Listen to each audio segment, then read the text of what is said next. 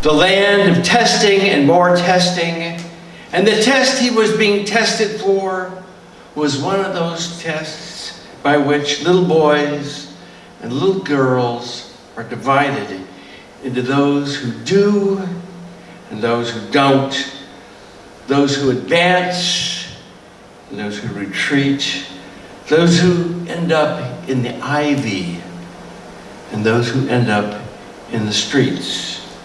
This little one was just as smart as any child of 7 or 8 might be if he had computers in his home, if there was food on his table, if there was a home, if the sound of gunshots could have been confused with an automobile backfiring. But he didn't live in such a place. He lived in that place where innocence gets punished for crimes they never committed. That day of test, Kenyatta sat at his desk like all the other children, and while they diligently spelled out the words and answered questions and advanced, Kenyatta only saw letters swirling, refusing to resolve into words. He couldn't read. He hadn't gotten help from his teacher, who carried too many, nor from the principal in her office detached. Not from the librarian who might have helped him. No hail fellow, well met, or good Samaritan stepped up. So he did what anyone might do. He roared. He wadded up his test and threw it on the floor. He jumped up from his desk and stormed out while the other children shook. This display disrupted their concentration, derailed their best intentions, constrained their responses. It might even have changed their life's course. That day, I came home after speaking with his teacher and hearing her say, and she was a good teacher, loved by her students. They don't give us any help.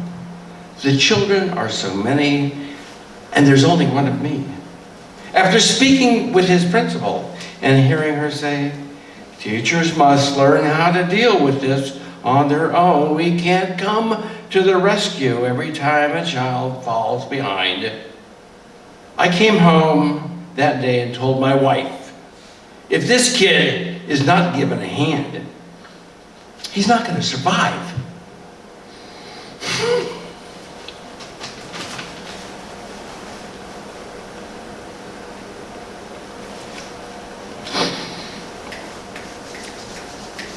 And then I went about my business, eating where I could, walking away when I couldn't. And I forgot about Kenyatta. I'd see him from time to time, sullen and angry, but there's nothing worth noting when a child who eats irregularly glares, stares, makes mean eyes. 10 years later, I was in New York on business. My wife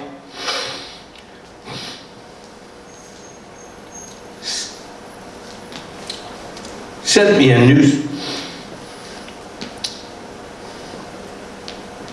paper clipping, the once promising young man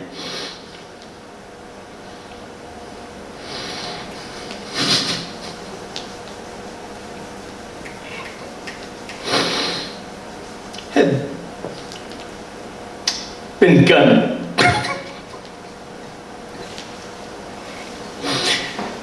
down in the street. A deal didn't go down like he planned. A different boy or girl might have been dealing a different product. Might have been selling automobiles or building computers, or might have been teaching in a local school. But he didn't get a helping hand. All he got was indifference.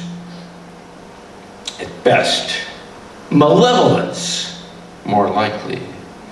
Cruelty and oppression as his allotment compounded, amortized, and institutionalized on a daily basis until all the other options disappeared. And when we ask, and then we ask, what went wrong? What do you think went wrong? How much longer will we allow this wrong to go on? My next poem is called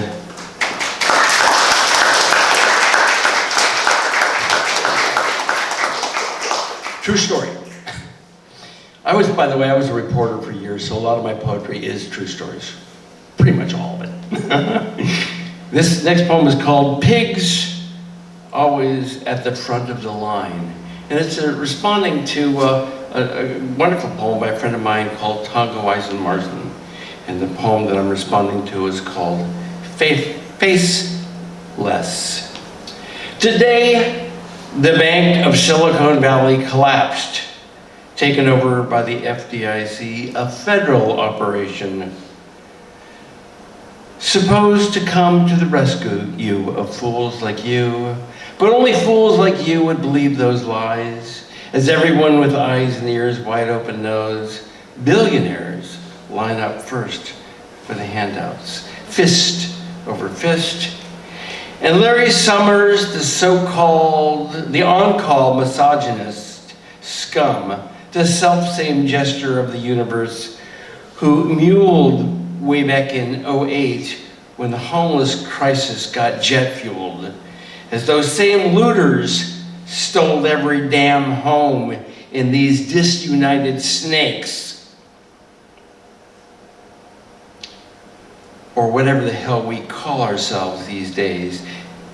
They chased the poor into the streets for another home in a tax haven and a Gulf jet to get there with their harem right next to that island Jeffrey Epstein owned. You know the one who bought young women, promised them access and equality and wealth and riches in exchange for a BJ or a little hide the hot dog, then left them demoralized and addicted like pimps do. They too are dealers of death, promisers of pain, of destitution and despair, who never cared about the powerless, the poor, those not born to the lucky sperm club, about mothers who work to keep food on tables, fathers who work jobs that kill, quick or slow, who knows all the suffering that gets inflicted, certainly not those a-holes who think they are the smartest men in the room when all they are Satan's sycophants, serving out suffering for generations, thinking there's something else when the truth is they're nothing, less than nothing, not even footnotes in this horrible, inhumane, this malevolent creation they make our lives. By the way, Peter Thiel was an investor and crashed the bank. He also is behind PayPal. He is also behind the Proud Boys. He had $50 million in the bank, which was not going to be covered by FDIC, so they rewrote the rules so he could get paid out. And my last poem is called Those Who Die Never Leave Us. The dead do not lie under the earth. Their spirits live on within us. Not just your mother or father, grandparents and mares, their grands too. All who lived in them still live in you. Ways of seeing, of speaking, even the canter of your walk gets passed down from mother to daughter, father to son. Some blurring as a daughter's mouth, her father's words, as a son checks himself, passing in the window, making sure. I watched a woman walk the other day, half a block away, her hips back and forth, sliding side to side. I wanted to feel as she felt as she walked. I found myself walking as she did, hips shifting to and fro with a slight flick. It felt like liquid, silky smooth. I felt desired, a ship gliding through strange, powerful waters, the wind in my sails pushing me into the world, waves crashing, frothing over my gunnels. I powered on, invincible. Then I recalled myself younger, still in high school, choir singing, basso profundo. Though I also sang tenor, a rumbling sound from somewhere inside, deep notes that said, I'm a man, walk with a swagger. Even my wispy mustache shouted, look, man, important. Or is it impotent? Certainly constructed. Thousands of generations of lessons told and taught how to be what they want me to be, unquestioning. As my mother taught my sisters how to smile, to sit, knees together, head tilted up, eyes wide, as her mother taught her. It's not in our genes. It's found in their ever-echoing expectations. No, those lost generations aren't dead. They won't even leave us alone, shouting over our shoulders, screaming into our ears. This is what we expect of you, their voices say. Obey us or die, they say over and over and over again. How limited, how shallow their expectations. Not near deep enough for all that we might have become.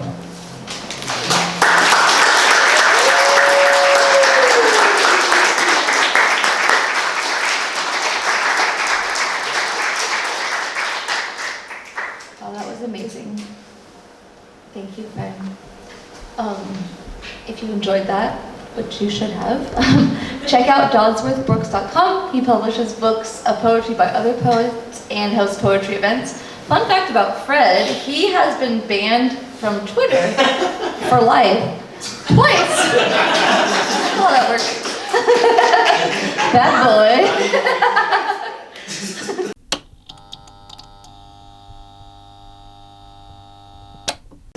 Next up, we have, and I hope I'm pronouncing this correctly, Erin Mansur. Awesome. And when asked what places have you had foundational education outside of the classroom, she replied, at a small square wooden table in the corner of the kitchen, on a chair closest to the sink, perched on a stack of phone books and at least one dictionary. I watched, I heard, and I learned the lessons that remain the most important ones of my life. Oh, that is very poetic, which is fitting. Big round of applause for Erin.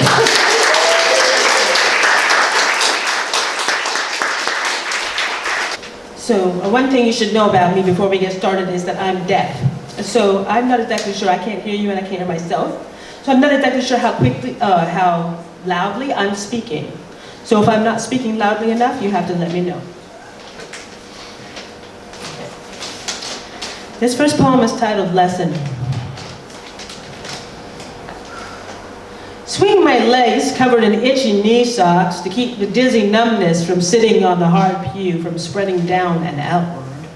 I heard the preacher say, Jesus saves. And watch my great aunt Esme shake like a sapling in a storm, except in the auntie was built more like a spreading chestnut tree.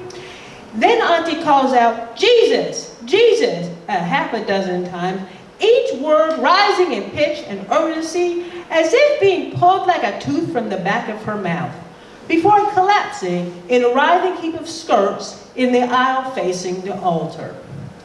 "What's the matter with Auntie?" I hissed to Yolanda, alarmed. "Jesus is touching her," Yolanda said. "Touching her where?" I asked loudly enough to get stank eye from Nana. That shushed me up right quick, and even made me stop jiggling my legs. Not even know-it-all Yolanda had an answer for that. Later, sucking on a cherry popsicle on the front step, bare free, but tapping staccato beats on the hot boards, cause can't no part of me stay still for too long, I wondered about the notion of Jesus saving. I tried to square it with the image of the only Jesus I knew, who was the town handyman and junk man and every kind of man. I heard Nana say once he walked his bike because he was too hungover most days to ride it proper. And I wondered how Jesus managed to make my great aunt, who never ruffled a wig hair nor died to show even an inch of her pressed stiff slip to Uncle, even when he asked for a little something something, fall straight up and out the way she done. The Jesus I knew couldn't even balance on his two wheels, let alone push that woman so hard and fast, none of the deacons could catch her, for she hit the church floor and showed the world her wares. If Jesus couldn't save her from the shame of showing her small clothes to everyone, then how was Jesus going to save me? In any ways. This was the beginning of disbelief.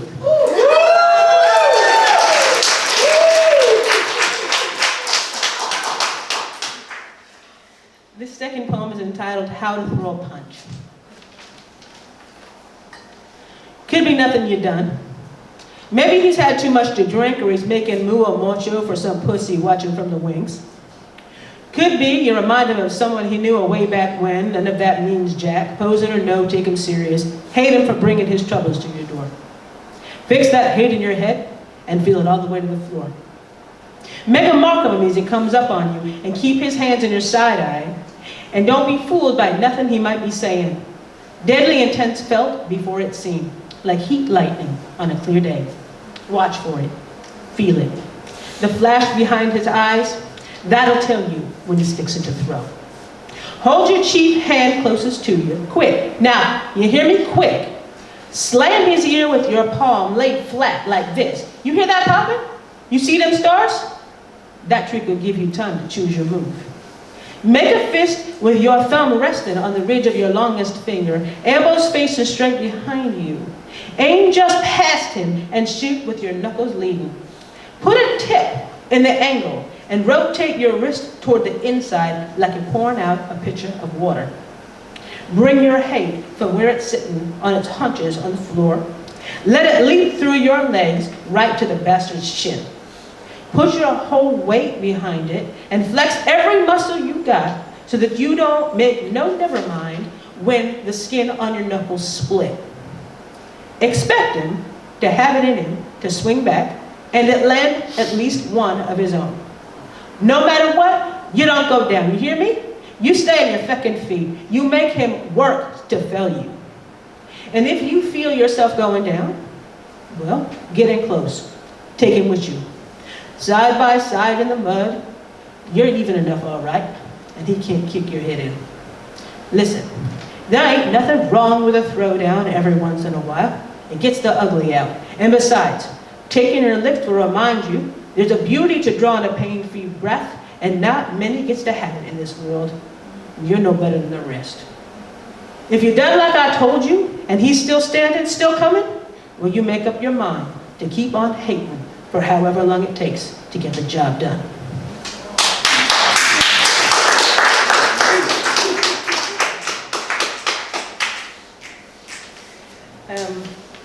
This poem is called Peel the Bones. And Peel the Bones is an old way of saying a bitter cold wind. Take the road past the row houses with the wide smiling porches, sheltering dilapidated couches and kitchen chairs that face the street like theater seats. Past the windows with flowered curtains obscuring conjectures about the state of things. Go past the mutt on the 2-mile length of chain attached to the post in the yard, who beats a bare path through clover-flecked grass from under the house to under the truck. Past the pool hall where Jenny sells loose tobacco and papers from behind the bar. Past the wide, dusty windows of the General Feed, Dress Barn, Buster Brown shoe store. Past the high school sign with the mascot, a caricature of the people who aren't allowed in town after sundown anyway. Go past the picket line of churches with the marquees claiming that Jesus saved, but not that one. Past the tilted tin placards proudly proclaiming that someone had been born here and then left here and then did an important thing elsewhere and then never returned here and never will. And every dozen miles or so, go past the same smiling and fat white baby featured on the wide billboard like a rising loaf of Wonder Bread, advocating a right to a life, just 2 exits before the next reservation casino. Past the pastures and the fences and the prairie, the sloping suggestion of hills, the few trees here and there standing vigil beside the cracked, empty creek beds, and the sky. The sky. So much smooth sky. It is there, right there. That is where the wind is born. That is where it rises, still wet and panting from the act of its creation. This is where it stands on long, unsteady tendrils, where it steps, it strides, it runs, it hunts, and it finds. It gnaws at anything and everything uncovered, freeing content from form, peeling feeling from bone.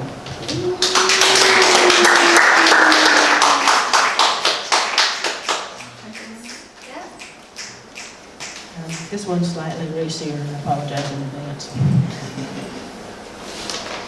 To T. I am wearing your shirt, knotted under my breast, with the white cotton panties, reminiscent of the never-been-kissed girlhood I never had, but you like to imagine for me. I came to this the way I came to you, eyes wide enough to show their whites, hair loose and thick with almond scents and bated breath. My lips together in a closed smile, the tip of my tongue pressed against my teeth, testing their edge, waiting. I am stretched on the Bottice bedspread, the one embroidered with the leaves and the vines, the white on white plums half hidden in the profusion. My own fruit is hanging low, heavy and shining with the effort of affecting a nonchalance, anticipating your key in the door any minute now. I will not look at the clock. I will not count the minutes etching its face like scratches on my ego I would rather put on your back. I will not pat my own softness with impatience, remembering the thickness of your thumb there and right there. You will get here, and when you do, it will be like it was that one time last summer when too tired to fuck we talked and said. A different kind of cleaving, one to the other. While the full moon pries and spies with her sly eyes through the thin lines of those window blinds, we lay waiting and aching and wanting.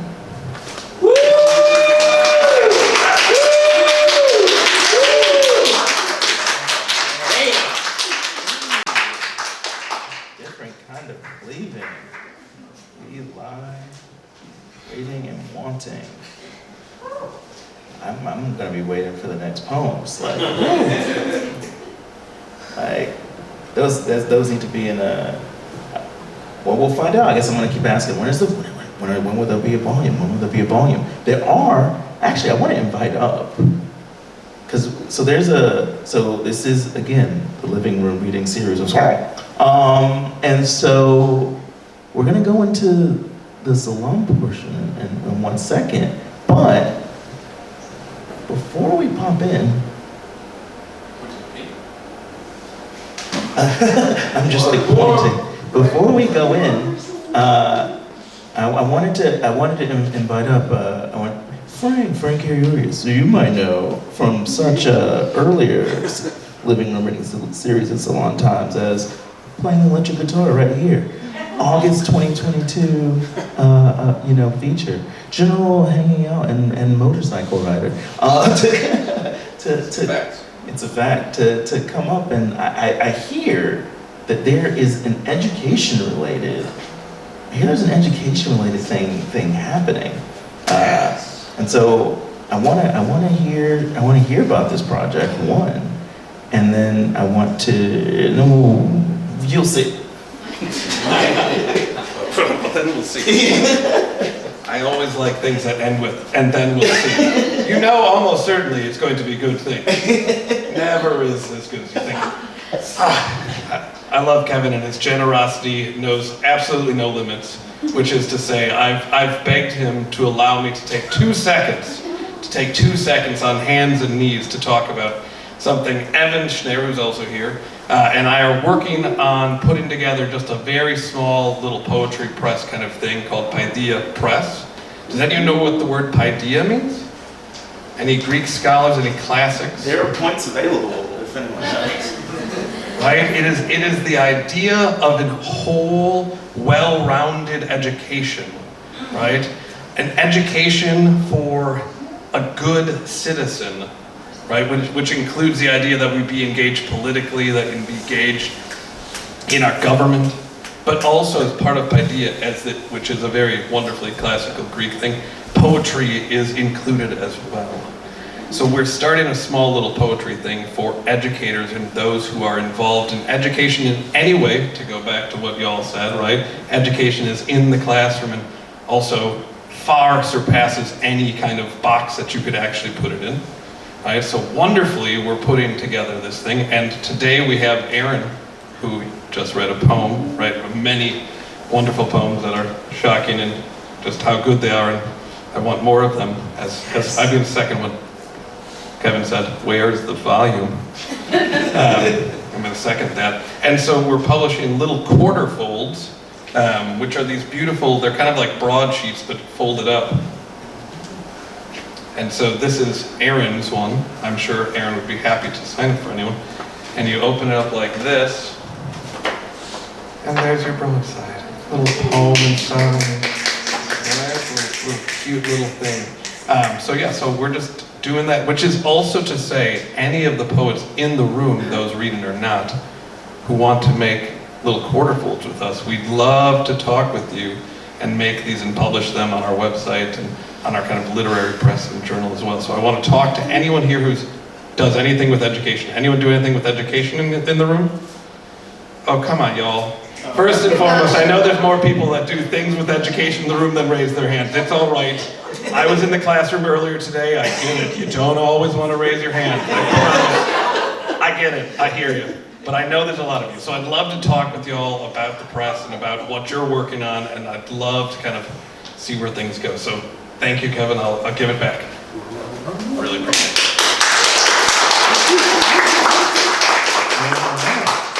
I knew it was going to be awesome, and then it was. I also feel like Erin's poetry was very sexy, and it's kind of weird we're not naming it, but like, wow, right? Why dance around it? I know, beautiful, sexy, love it. Going into, so you're wondering, okay, let's go on. What happens? What happens is, we're going to give you a question, and you're going to find someone who you do not know.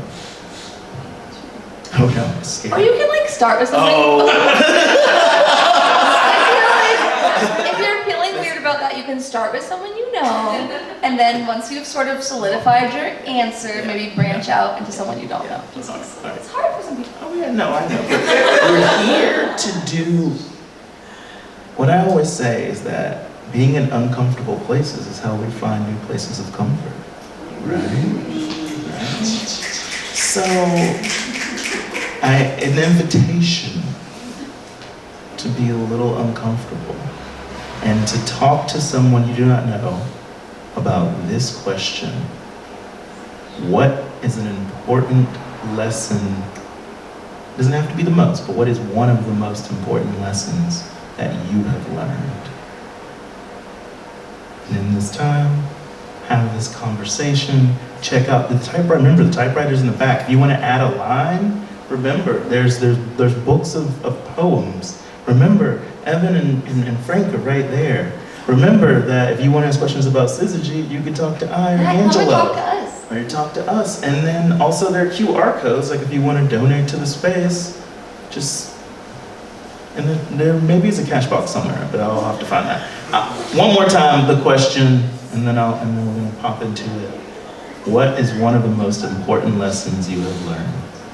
Quick clarification, like in life or in the classroom or In wherever you anywhere, want. anywhere. Okay. All right, thank you. Let's give it up one more time for Erin and for Frank. And for Frank. Yes. So, all right, we've all had some conversation, and we're talking about important lessons learned. Who wants to share? Wait, no, you can't leave at this moment. No. I'm joking. Okay. It's fine. Leave if you need to leave. Okay. Leave if you need to leave. Nobody is pressuring anyone. And if anyone feels comfortable sharing what they discussed with their neighbor, we would love to hear it. But also no pressure, because everyone has their own comfort level A in these little situations. bit of pressure. Pressure forms diamonds, and I think that you're all shining here. Oh! Because I can't hear you continue to ramble on. Thank you. So I shared with my partner something my father taught me, and it was really fascinating because we had very similar things. And my father told me, you can't turn down something you're not offered. Right? So you got to try for it, whether that's writing poetry or submitting to a journal or applying for a job or like et cetera, et cetera, et cetera. That was very, very meshed with also my partners. Yeah, good. Crazy. A lot of tracing happened. Let's give some sparkles to that. You miss 100% of the shots that you don't take. Important distinction. That's true too. Thank you. Anybody else? We have some points. So I'll begin with 1,000 points. Okay, actually we're doing intrinsic motivation here. So. Sometimes deep inside, you want to reach in that well and you want to grab something that's external and in the world. I do have something to share if nobody else does, but I don't want to go if someone else wants to share. So anyone, speak now. Don't say you don't want to go. Well, You of want course to I go. want to go, Yeah, she but... wants to share. Yes, There we yes. I shared something that my wife taught me. This is my wonderful wife of almost 50 years. Sparkles. And we were talking about it the other day, and she said, kindness is always possible. And I really am trying to take that into my heart because it's so easy not to be kind. And even in the worst of circumstances, it's always still possible to feel kindness. Because everybody's carrying big loads. Right. Oh. That's a really good point. Let's hear it for wives.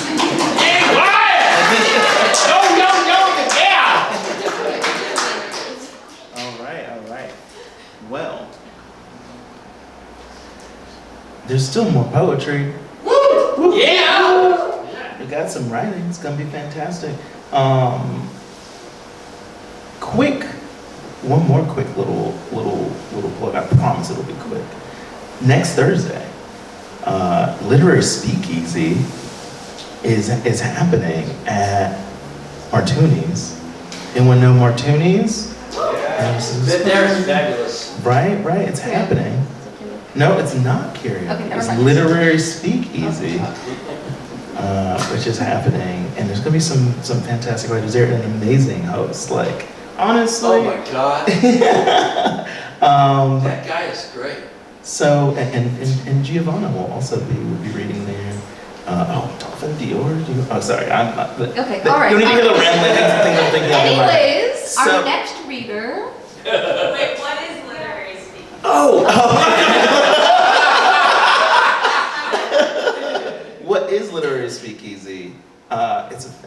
it's a monthly reading series. And again, I'm gonna stop because I feel like I'm being poked. But I feel like if you asked again later, you could get an answer. But you should just show up. Like, all of you should just show up. Like, I promise you. And Google's great.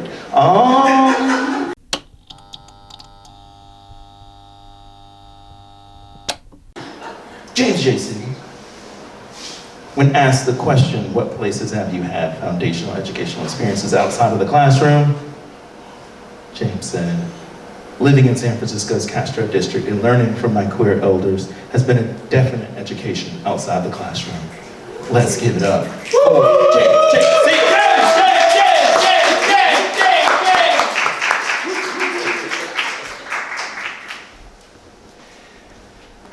Love it. All right. Yeah, I mean, thank you, Kevin. Thank you so much for having me. And thank you all for coming out tonight. It means a lot to us writers. And so I am originally from Ohio. I have been living in San Francisco for about 20 years.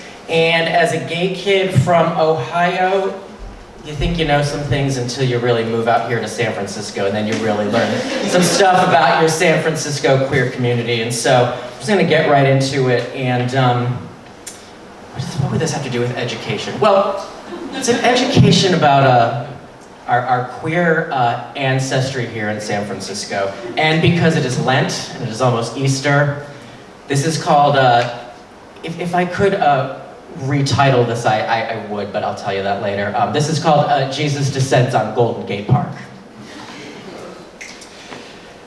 The children have chased down their final pastel eggs, and the church bells have exhausted their alleluias. He has risen indeed. Now the park is overflowing with men showing up in their Easter bonnets, Cadbury cream concoctions of hot glue and plastic flowers. Now come the Sisters of Perpetual Indulgence, saints of the night celebrating the holiest of days, the life everlasting. So their winged habits point to eternity, and their arms are outstretched to bless the crowds of heathens, the beautiful blasphemers. We are all waiting for the Savior to rise again. We are all waiting for the hunky Jesus contest to begin. One Jesus after another takes the stage like the Son of Man standing before Pilate. But no one calls for a crucifixion, only a passion play, a cast of Christ stripped to a loincloth, a jock strap, crowns of thorns, and lipstick stigmata. They are all here. The carpenter's son with his tool belt and CrossFit abs, Christ in a harness, leather chaps, nipple rings like little halos, Jesus in bunny ears, Jesus in lingerie, Jesus in fishnets, cross-dressing his way through Nazareth. This is a Catholic school expulsion, a Vatican heresy, and yet we have just begun. In comes Christ on roller skates, a cheerleading Christ shaking pom-poms, doing the splits, rock star Jesus with a crucifix guitar, and suddenly clouds of smoke rise and the Christ of Hate Ashbury appears, barefooted, dreadlocked, water bubbling, and a glass bong.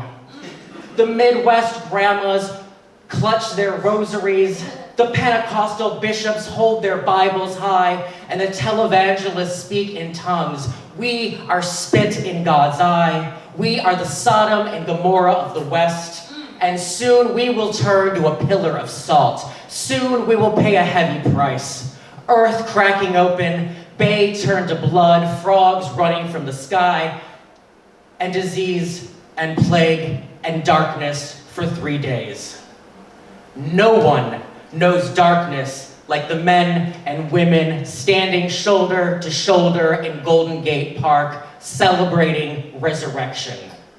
These San Francisco elders, this Castro royalty, this order of nuns in corsets and leather, they were here for darkness when others ran the other way. Do not preach to them of plague, extinction, That Old Testament God flooding the world to start over again. More dead than a century of Sundays, Calvary Hill in a hospice bed, a decade of church doors locked tight, priests sleeping through the 80s, ministers of God's wrath condemning the 90s. So who anointed the sick? Who were the disciples guiding soul from body? Who buried the children of God? Who shined the love of Christ in the shadows of mortality? It was the queens and the queers, the altar boy runaways and Catholic school refugees, the dying caring for the dying, adopted brothers and sisters descending into hell again and again, day after day, until light somehow found a way in. So this day of the Lord, this end of Lent, is all for them. The old God of vengeance is dead, the Christ of compassion, the Christ of understanding, the Christ of love is here today, reborn again in Golden Gate Park. Thank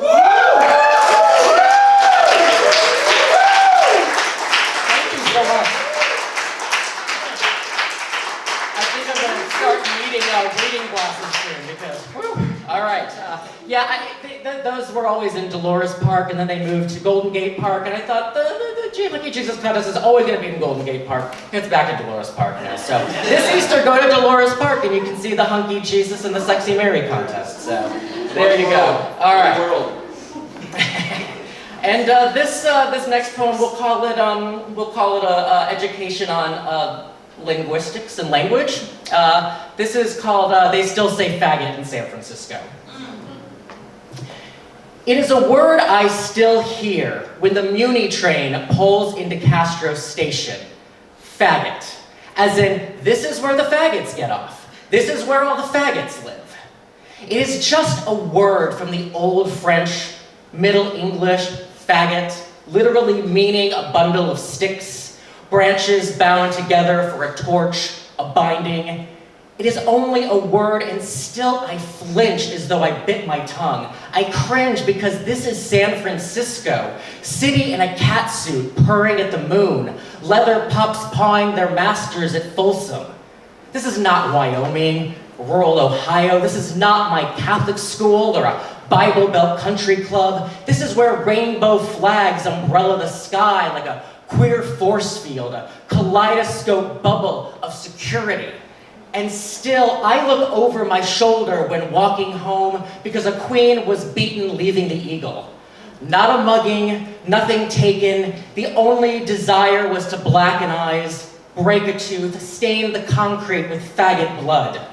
Faggot, a noun derived from the verb faggoting, the forging of steel in iron rods. It reminds me of 9 irons in the back of a pickup truck, the young men who drive into San Francisco on Pride weekend, hunting queers, leaving the parades, waiting to blare their horns, flash their headlights, scream faggot.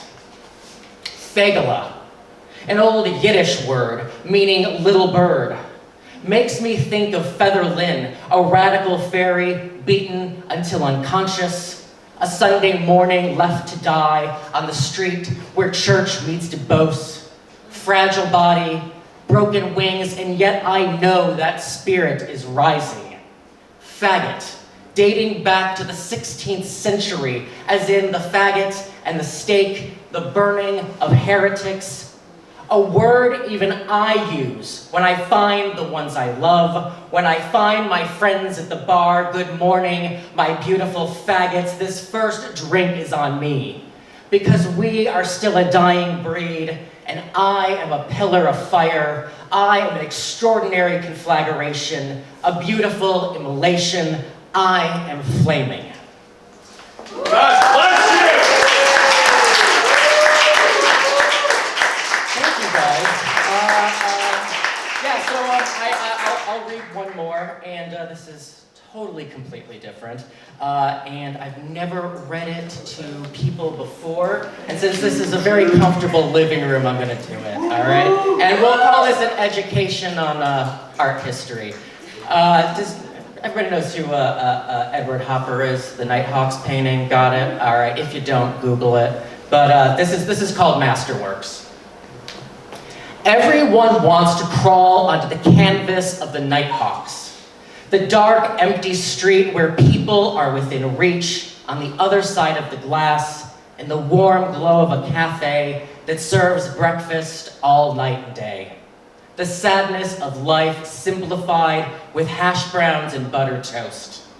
They all want their loneliness in the company of strangers, the waiter who always returns again to warm their coffee cup, our burdens somehow easier to shoulder when rubbing shoulders with nameless faces across the counter, everyone with their own special sorrows, their very own malaise for the moment, a boredom they can share but call their own.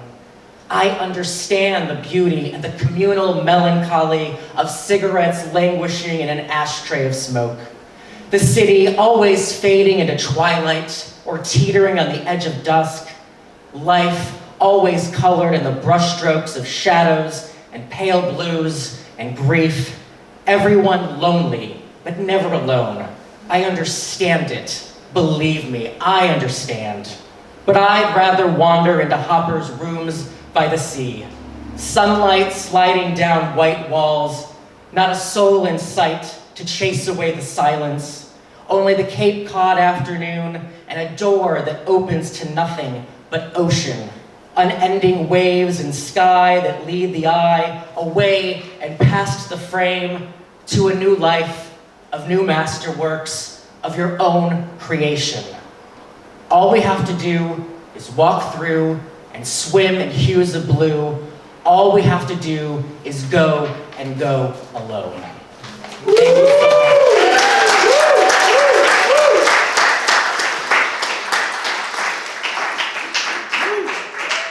Wow, thank you. That was some very relatable content. My first crush was Jesus. Long hair, check. Daddy issues, check.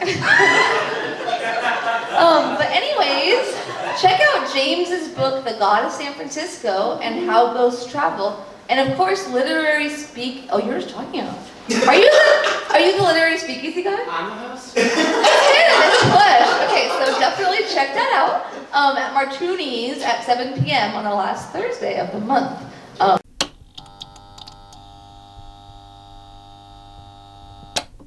Next up, we have André Lamont Wilson, who says that my foundational education experience outside the classroom was attending my mother's poetry readings and performances. Aww.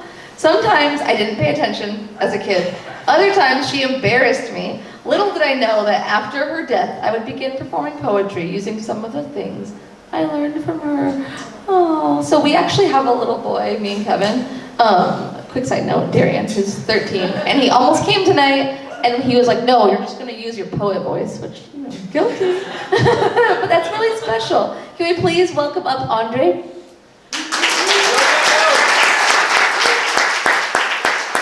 Thank you all for coming out. I dedicate my reading tonight to my late mother, Jessie Lee Dawson Wilson, a poet, writer, and educator. Thank you. My first piece, Sankofa.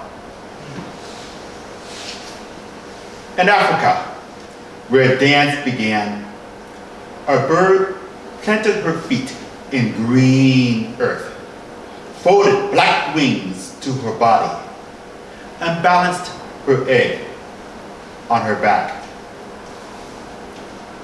Instead of flight, which would plummet her egg groundward, she turned her red head backwards. Her beak open, she cradled and carried her egg forward.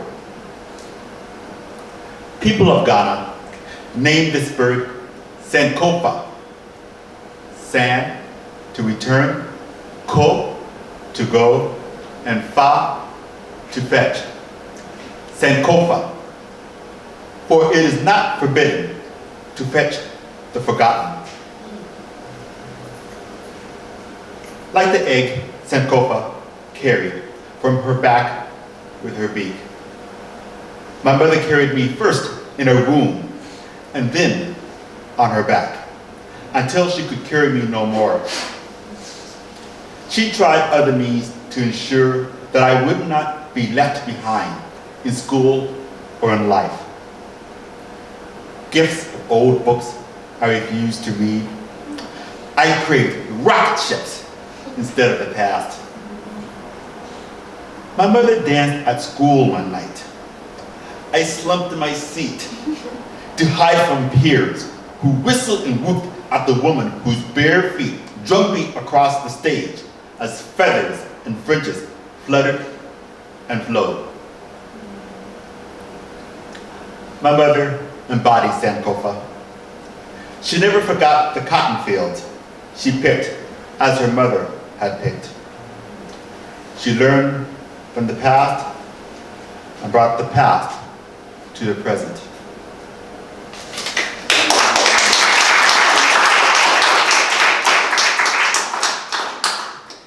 After my mother died, I found her poems strewn in her room like nest feathers of some exotic bird.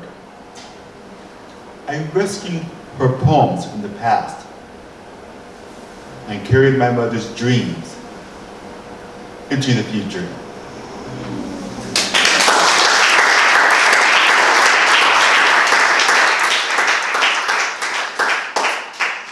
Thank you. My next two pieces about my mother are from my very first chapbook, Hauntings.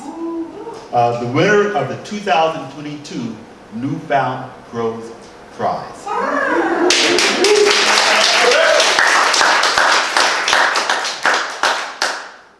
The first piece, Brer Terrapin.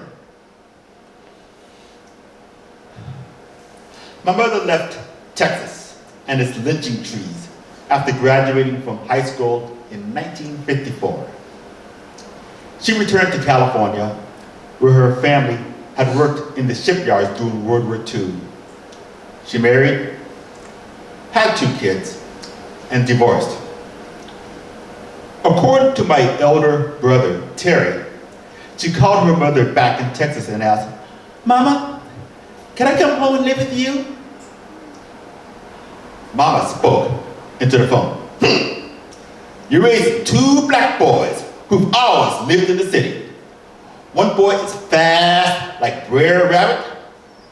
The other boy is slow like Brer Terrapin and doesn't have the right temperament to live in the South. You bring him down here and he's bound to say or do something that will get himself lynched." At the time of their conversation, several years had passed since Emmett Till, a black boy from Chicago, had been lynched while visiting relatives in Mississippi. He supposedly whistled at a white woman. My mother decided to stay and remarry in California, where I became her next son, born in a state rumored free of lynchings. However, with each killing of an unarmed African American, I feel a growing awareness. What happened to blacks in the Jim Crow South could happen to me today, anywhere in America. Whenever I walk in an Oakland suburb and see a barren tree overlooking the marsh, I imagine myself hanging from it and hurry home before dark.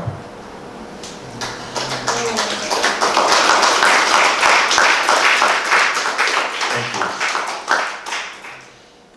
My last piece is titled Apparition of Dreams. Mom, you never dreamed I would read your diaries after your death. But I find more comfort in your dreams than in the reality I'm living now, in a time of a pandemic. If given a choice between watching the nightly news with its epidemics of bad news or reading your dream diaries, I choose to be Little Nemo in your slumberland, Alice in your wonderland, Midsummer in your night's dream.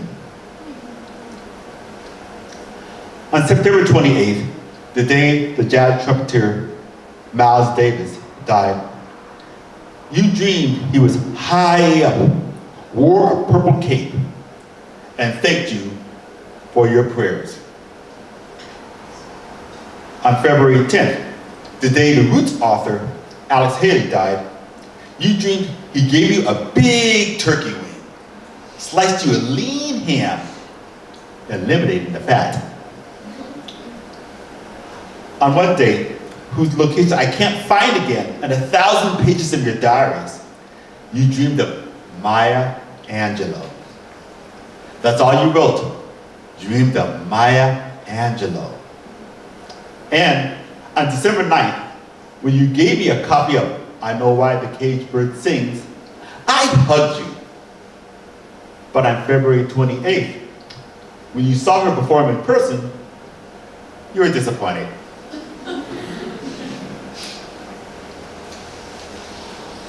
On June 22nd, you dreamed you rode a bus with Marlon Brando. I'm thinking, really, Mom? Which Brando? Hey, Stella!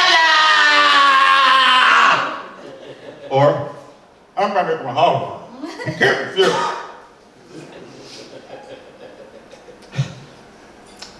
Did you speak to him? What did he say?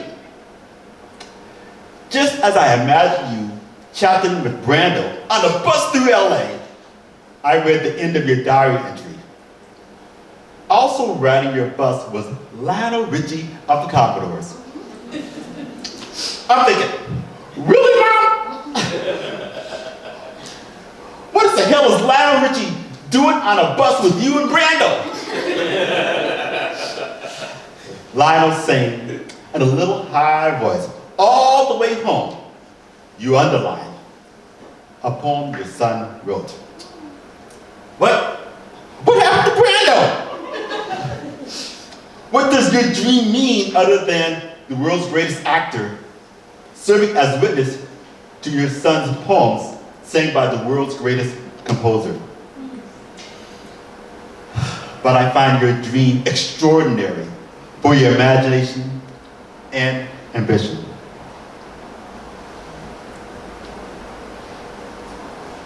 Sometimes, Mom, your nightmares resemble the nightmare I'm living. On November the 11th, you dreamed of eggs bobbing in blood. Not good, you added. On December the 10th, you dreamed of a man lying on the road. You went to help him. He motioned you to place your hand on his side. You refused. His side opened and pus flowed. You awoke, your heart beating fast. On December the 26th, you dreamed you were in a funeral home. When the hearse arrived, you saw a dead man inside. On January 20th, you dreamed the devil delivered a bronze-colored casket to your door.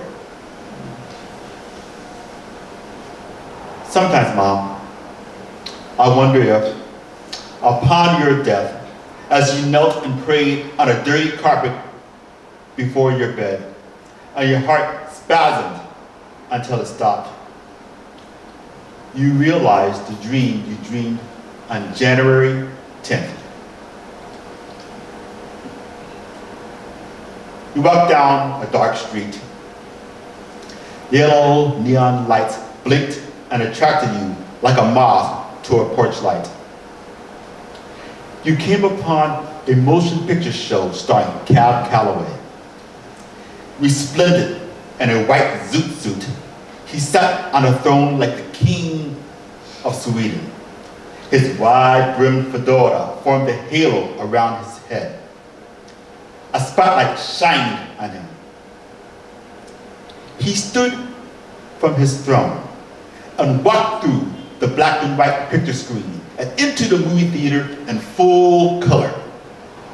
His gold-plated chain jangled as he jazzed his way down the steps in front of the screen. Scattered and jived as he sang, "Hi, hi, hi!" He sassed his way up the theater aisle. When he reached you, he did a split, rose, and offered you his hand. You took it. Thank you.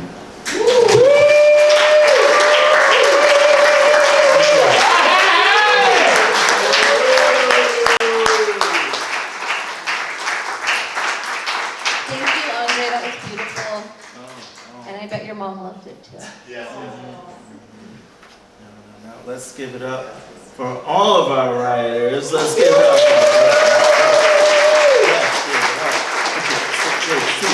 Let's give it up. Let's give it up for. And let's give it up for all of you for being here. Yeah! It's been great to share space.